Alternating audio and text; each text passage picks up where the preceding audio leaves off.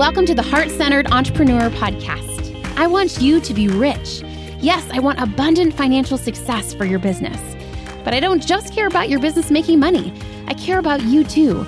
I want you to be rich in happiness, in the impact you make, in your relationships, and in how you give back. I'm Anna.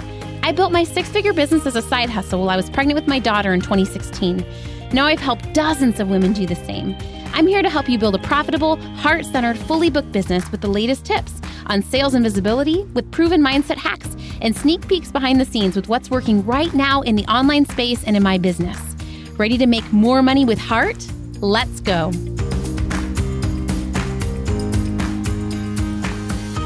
So you have the perfect entrepreneurial week planned. You have client calls, you have a podcast interview scheduled, you are going to batch some social media content, some reels. Everything looks perfect. You even have some buffer time in there. So maybe you'll take an afternoon to run to Target before you pick up the kids from school. And then, dun, dun, dun, your kids get sick. Or you get sick. Or, right, I feel like in life, we need to plan for things to go awry. I don't know why we're shocked when it does, but that's just part of life. No matter how prepared we are, no matter how much money we have, no matter like life is half good and half bad.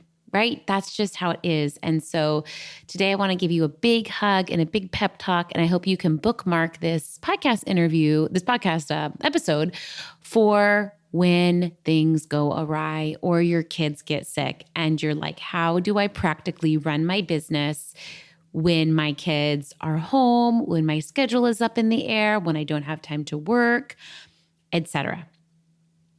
I have a few truths to share with you, but I have gotten this question asked several times in the last month. And so I just thought it was like a little wink from the universe that I just needed to talk to the mamas and share some of these things. I don't think I've ever shared them this way before. And now that my kids are 7 and 9, I feel like I have a little bit more of a zoomed out view, which is useful because when I started my business, I was pregnant with my daughter and my son was 2.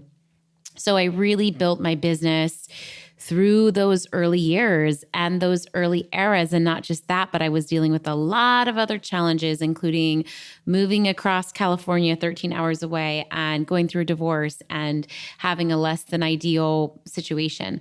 So I get it, Mama. I get what it's like to multitask. And I just wanted to share some tips, some truths with you.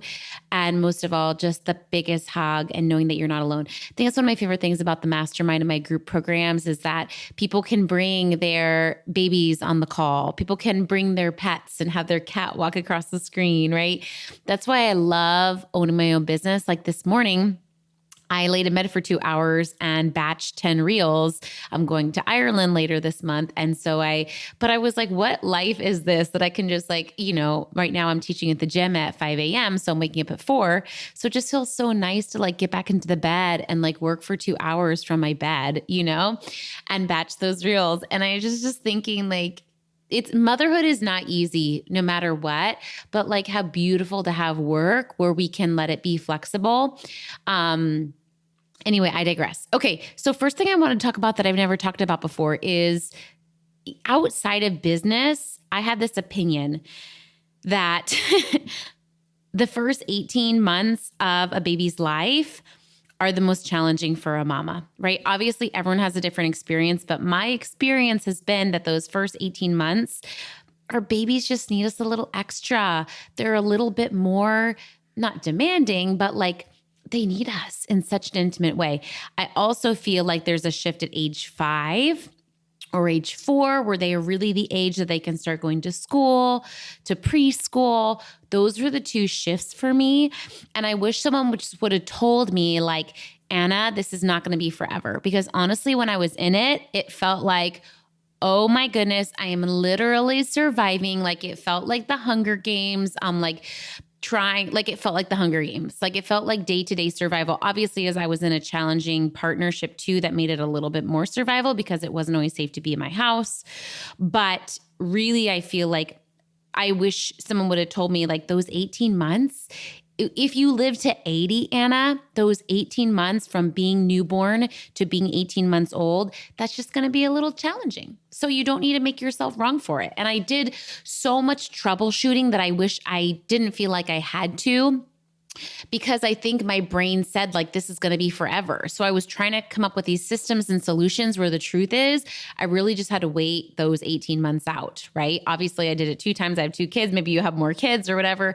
But I just think it's useful to say, because I tell my clients this all the time in business, right? We have these challenges and problems, but we don't need to make a problem out of the problem. For example, like, let's say you are coaching a client and you make a mistake, and then you have to go back and apologize to that client, right? Just focus your energy on apologizing to that client. You don't also need to beat yourself up for making the mistake. Then you are having to deal with the problem and beating yourself up for it, right? Same thing with anything in life or business. Like it's useful if we can just focus on the thing, getting through the first 18 months of a baby's life, instead of also beating ourselves up for, why is this so hard for me? There's something wrong with me. We do this during a launch too, right? Like, oh, why isn't everyone buying from me yet? There must be something wrong with me. There must be like, no, maybe it's just a launch, and launches are a little bit vulnerable because you're putting yourself out there in front of the whole internet, right? Right. And I think too, there just becomes a lightness to it when we're just like, there's nothing wrong. This is just hard. Maybe there's something you're going through hard in your life or business right now that has nothing to do with motherhood, but you just need to put your hand on your heart and say, it's hard. And wow, actually, I'm really proud of myself for being resilient. And actually, wow, I'm doing my best. And actually, look at these things that I did that I'm proud of myself for, right? And do you see how that changes and shifts and becomes lighter? And then we can deal with the challenge at hand instead of also dealing with making ourselves wrong for having that challenge or obstacle. So anyway, that is a long way to say my first point, which is like, when your kids are 0 to 18 months, it's hard. When your kids are 0 to 5, it's also that second level of hard. And I really found that obviously I still have challenges as a mama, but when both of my babies were school age, I still call them babies, my sweet babies, which by the way, my youngest baby just learned to ride a bike. Finally, we've been kind of, like transitioning between houses, and we finally settled. And so I just had never gotten around to like teaching her to ride a bike, but she's learning and just doing fantastic. And it's just like, I definitely cried watching her learn, but it's just like, wow, they're getting bigger and independent. And yes, there are still challenges, but for me, I have a lot more time to myself, right? Like when my kids are in school, I have those like 6 hours where I'm literally in silence in my house. And it's so nice, because when your kids are with you in the house, I don't know about you, but even if my kids are with me in the house, it's very hard for me to multitask. And I don't think I realized that until I had silence and 6 hours of silence with my kids being in school. And I was like, oh my gosh, like there was nothing wrong with me. It's just hard to multitask, right? Like even if my kids are in the other room watching a movie, I still can't really fully focus on work. Sometimes I do because I have to, but it's really not ideal because my mind is with them. My mind and heart are with them. If they're in the house, right? I'm like, ooh, I'm in charge. I need to be mindful of them. And so anyway, for me, I just had a lot more space, not just for my work, but to work out, for my hobbies. And I really did not have a super consistent workout routine. It was kind of sporadic, right? I'll go to the YMCA, but sometimes I would just like lay my yoga mat in the corner of the YMCA and like lay there on the floor next to the girls on the treadmills. And I'm like, judge me, but I'm going to listen to my iPod for 10 minutes. And well, the kids are in the kids center, right? Or I'm going to walk on the treadmill on like level 2 speed and walk and listen to my podcast, right? Like I did do exercise, but I really didn't get more consistent until I had the time and energy and margin for that. So please be gentle with yourself. If you're not eating the most healthy or exercising super consistently, you just may not have the margin, right? Anyway, so since my kids have both turned past the age of 5, I really feel like it gave me so much more mental time, margin, capacity to focus on my business. And so hopefully that's helpful for you, which brings me to my second point, which I kind of already touched on, but like, honestly, multitasking does not work long-term in business, right? I wish I would have told myself that, because I did so much multitasking when my kids were little in my business, because I started a business to be more present with them. Which is true, right? But for me, I noticed personally that I'm the best version of me, mama, when I actually had childcare to get my work done really efficiently and then was able to like close my laptop and be fully present with them, right? So my first hire nanny wise was hiring a nanny, I think for like 8 hours a week. So it was like just a little over an hour a day. It was not even very much. Or it might've been like 2 hours, 4 days a week or something like that. That was very hard for me. And I had a lot of mom guilt around that. Who knows why? But honestly, it was the best thing because I was able to take those 2 hours and get so much work done. I was efficient, right? And I was really able to like knock out client calls, knock out other things that I needed to do. And then I was able to enjoy my time with them. And so even though I was hesitant to take those 10 hours away, it really served everyone because I was more patient, I was more present, and I had more done. And so I wish I would have honestly done that even earlier. I hired a nanny, I don't even know when, but not super early on. I wish I would have had one earlier, maybe not even for work, but for like mental health, to be able to like take 30 minutes around the block, right? So if the kids get sick, right? Like I mean, getting this question a lot too about like, what do I do if I have this like whole week planned and my kids get sick? What do I do? You know, what I would just say is don't plan on multitasking if you absolutely can. Because what I think it does, at least for me, is it just leads for frustration for everyone. I ran into this too, like when I was really putting my eggs in one basket on working when the kids napped, I noticed that when the kids did not nap perfectly, I would get frustrated with my kids. And that's not fair to them, right? And so I started realizing like, oh, I'm just going to work during nap time as like a bonus. But I'm not going to bet on those hours, right? I'm going to wake up early. I did like early wake ups to get work done. Or I was really clever about using the YMCA childcare. Then eventually I hired that nanny, right? But I would just say like, do not bet on multitasking. That is a recipe for disaster, at least for me. Even when if I put on a movie for my kids, number one, they don't even really sit to watch it, or I'm still worrying about them, or like, so for me, it's just that last resort, right? So if my kids are sick, I will either reschedule calls or I'll really look at like, what's the bare minimum of what I actually have to get done? This is where working in advance, I did a podcast episode recently about creating buffer and margin financially with your money, but also with your time and energy.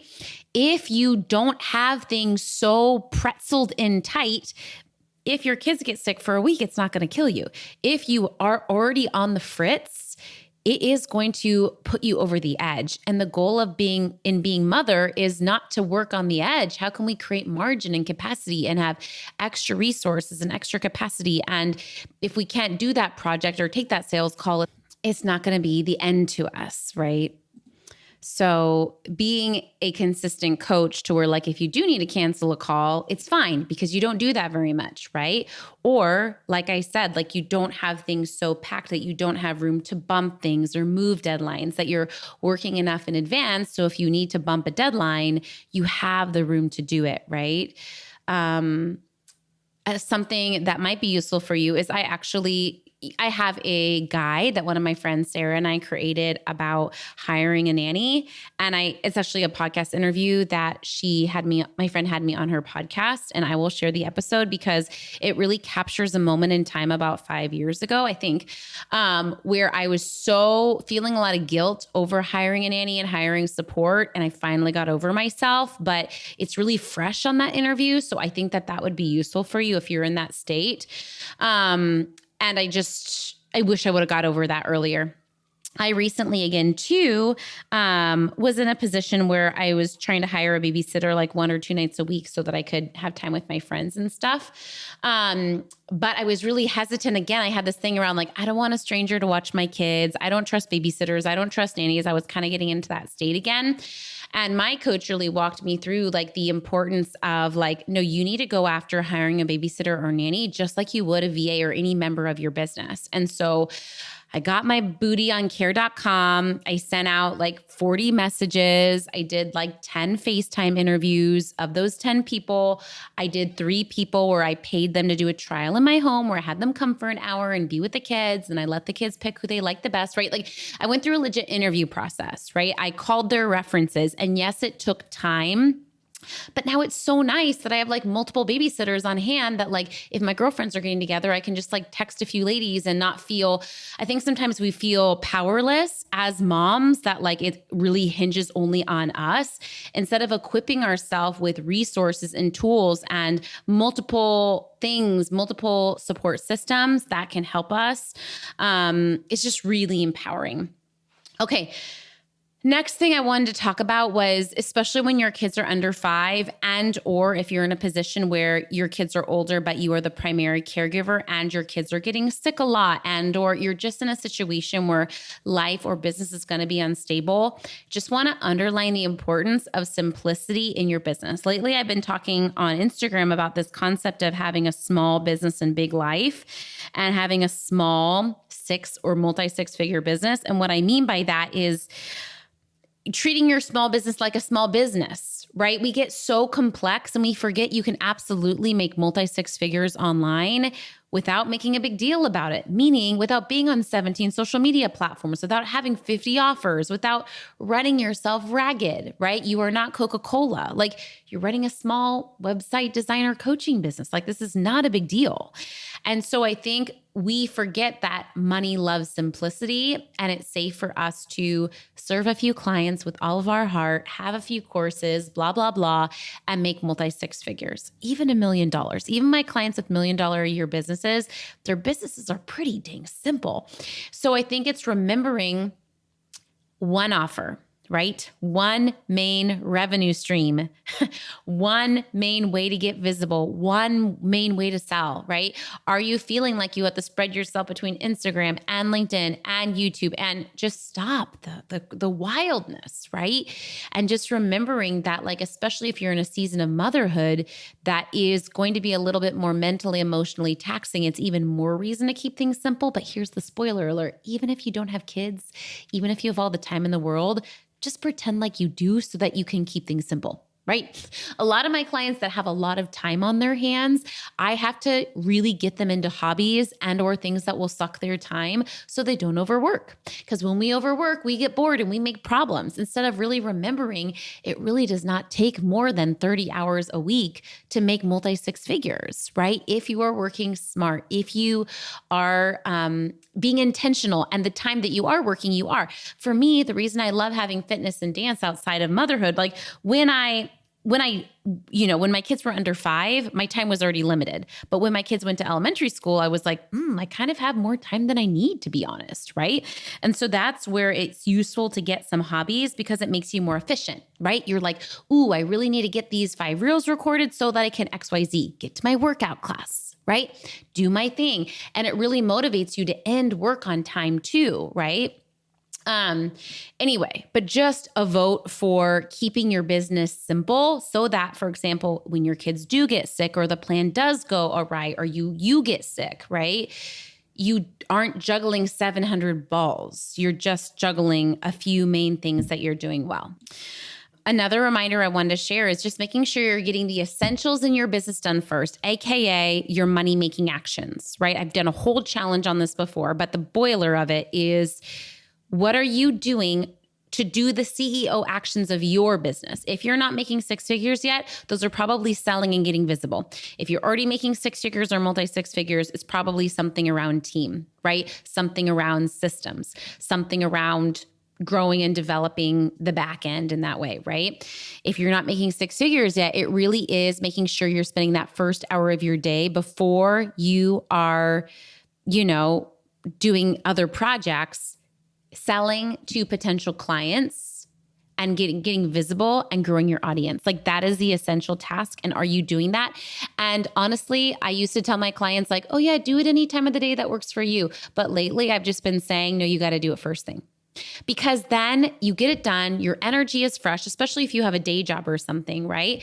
And then also what it does is then you're not feeling worrying about it all day, right? You're getting in there, you're connecting with those 10 active leads or whatever it is. You're doing your Instagram post and then you're logging off, and then you can be off Instagram for the rest of the day.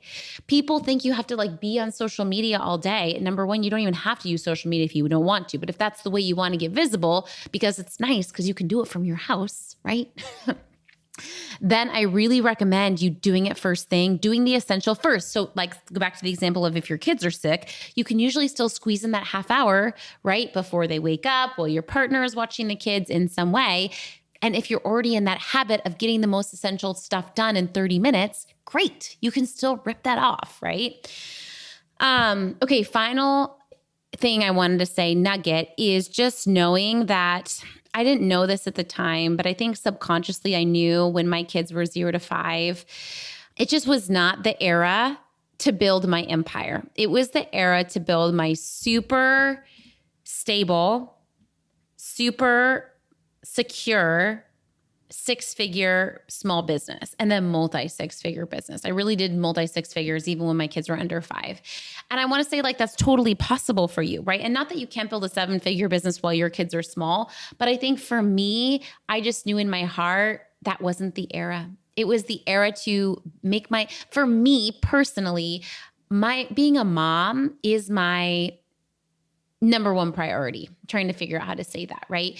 Everything I do is for my kids. To be honest, the reason I started my business is for my kids. You know, I would love to say that I would have done it even if I wasn't a mom, but the truth is that I had a passion to not be a stay-at-home mom, but to make sure everything that I did was to care for them. I feel like when I had kids, like my world changed, and everything I did was, how do I make sure these two humans become the best possible humans and really sacrifice my life and all of my being for them? You know, in hindsight, I'm so glad I started the business because it was what was best for me too. I give this example of like, you know, it was so easy to exercise and eat healthy while I was pregnant because I was like, ooh, I was doing it for my babies. But guess what? It was good for my body too, right? Guess what? I started my business because I wanted a flexible way to make money and be present for my kids. But guess what? It was such a gift for me too, right?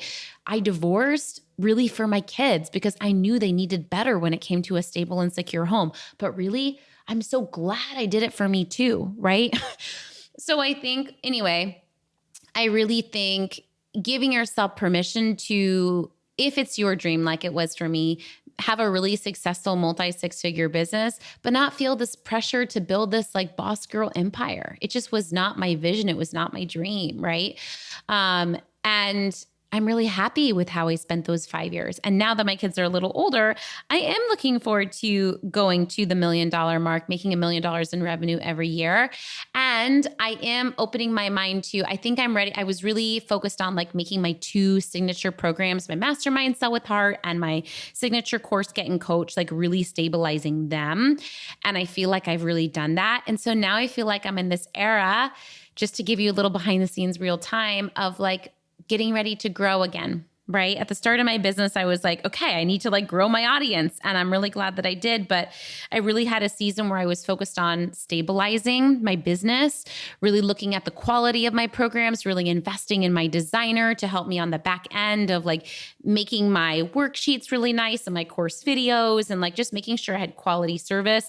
Also, I've done some shifts lately in the back end of my team, hiring some new team members so that I feel supported, so I feel like my clients are being attended to. And that just feels so nice. For most of my clients, I really walk them through those 2 phases, growth and then stabilizing, right? I think what intimidates us most about growing is like, oh no, when I grow, like, then what if I can't handle it? Well, the good news is you stabilize and you hire a team and you create systems and don't worry about it, right? But I really feel like my business, and not just my business, but honestly, my life, it has been 1 year in this house.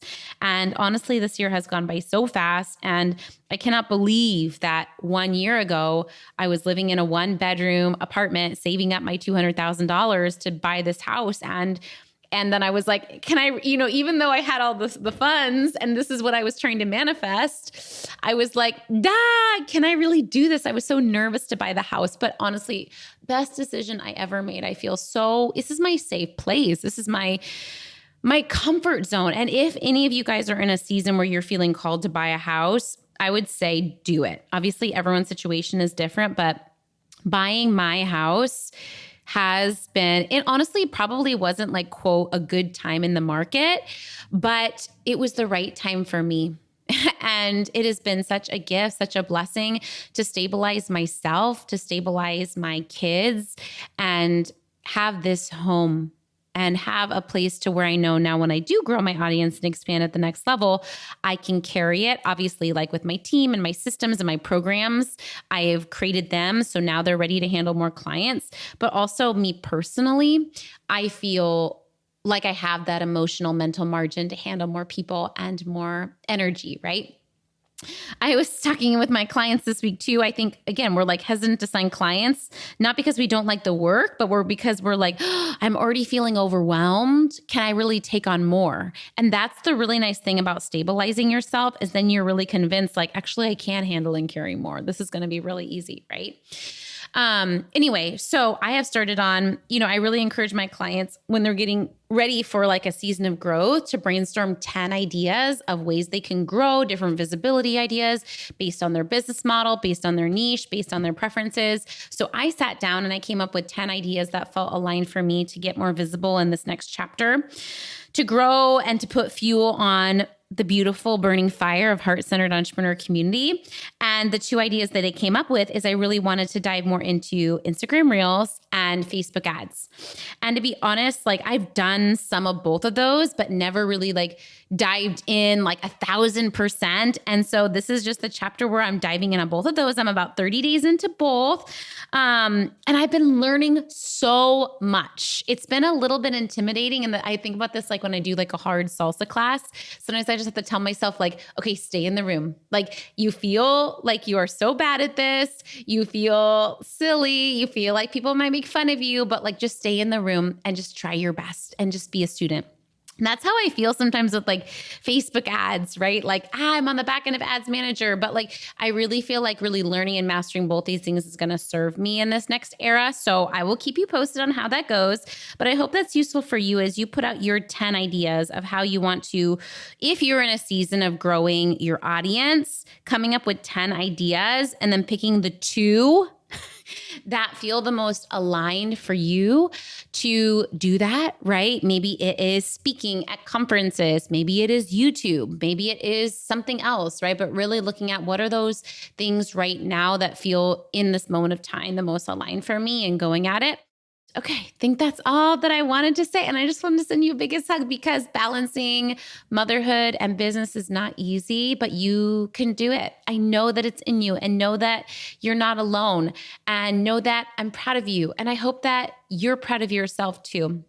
I tell my yoga sculpt clients this quote that there's 86 parts of our body, and we're so quick to pick on the parts of our body that we don't like maybe something physical. Maybe there's a part of your body you're always critical of. But think about the other 85 parts that are beautiful, not just on the outside, but on the inside, that your heart, that your lungs, that your liver. They're all there working perfectly for you, right? And it's so easy to see that one thing we hate, right? And so I really want you to think about when you think about motherhood and business, like think about it the same way. What are all the parts of your moving business that are actually working just fine, that you're actually crushing, that you're actually doing a good job at? And can you give it credit, right? Maybe you're like not the most visible right now, but maybe you're doing really good at selling, right? Or maybe, you're not doing the best at selling, but you are really getting visible. So you just need to connect the other dot, right? Give yourself credit, be gentle, be gracious with yourself. And I'm just sending you the biggest mama hug from me to you, and grateful for you. If you are a coach and you are not yet signing clients consistently, I would love to help you sign your next coaching, consulting clients. I have a 12-week program that really helps you sign clients without having to be a social media superstar, right? Really that concept of building to 6 and multi-6 figures as a coach without having to make a big deal out of it, with having to be a big business, right? Just doing simple marketing strategies that work. And also, on the back end, making sure you have policies and structures so that the client load doesn't feel overwhelming, so that you actually want to take on clients, right? A lot of my clients come in and they're like, okay, fine, I'll do the program and I'll sign one client. But then by the end, they're like, actually, I do have margin for 5 clients. If I actually ended my sessions on time, and if I actually only assigned people that were really aligned, and if I actually charge what I wanted to charge, I have room for that, for the right people that are just going to pay me the right rates, right?